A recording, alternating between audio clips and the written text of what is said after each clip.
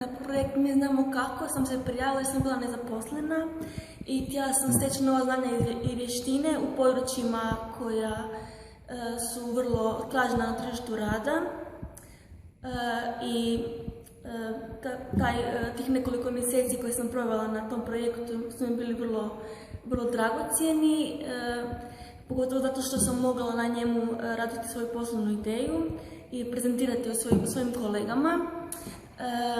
Vrlo mi je to bilo važno zato što sam čula mišljenja svojih kolega i predavača. U cijelom projektu mi je posebno bio važan modul pisanja projektnog prijedloga, te sam se, budući da sam stekla znanja iz tog područja, sam ih dalje usavršavala kroz druge edukacije.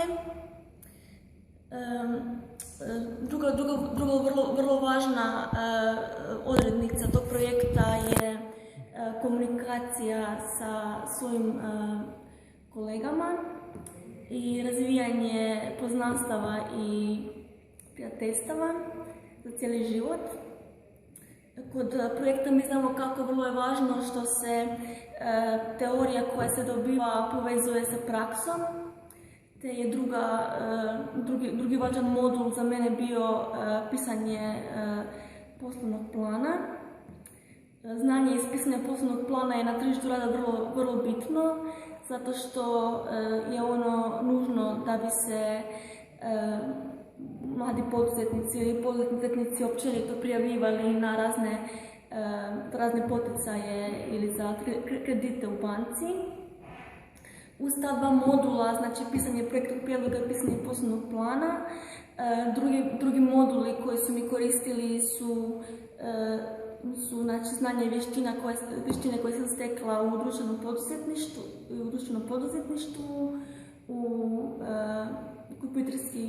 razvijanje kompjuterskih vještina, znači razne komunikacijske i prezentacijske vještine za prezentiranje poslodavcima i partnerima i naravno znanje iz izrade web stranice i znanje koje sam stekla u programu Photoshop. A da li biš preporučila novim generacijama u budućem isto da se uključi projekt Mi znamo kako?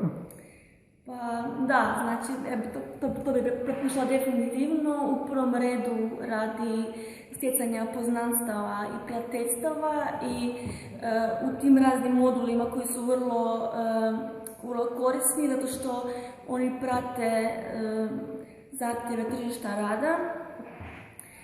Možete pronaći svog budućeg poslovnog partnera ili budućeg kolegu možda, a osim toga i možete dobiti vrlo važne informacije o svojoj poslovnoj ideji i da li je ona u ovoj društvenoj klimi uopće da li je preporučljiva ili ona vas mogu usmjeriti u neku drugu poslovnu ideju. I naravno vi možete kroz te razne module pronaći nešto u čemu ste eventualno dobri i u čemu bi se mogli dalje razvijati.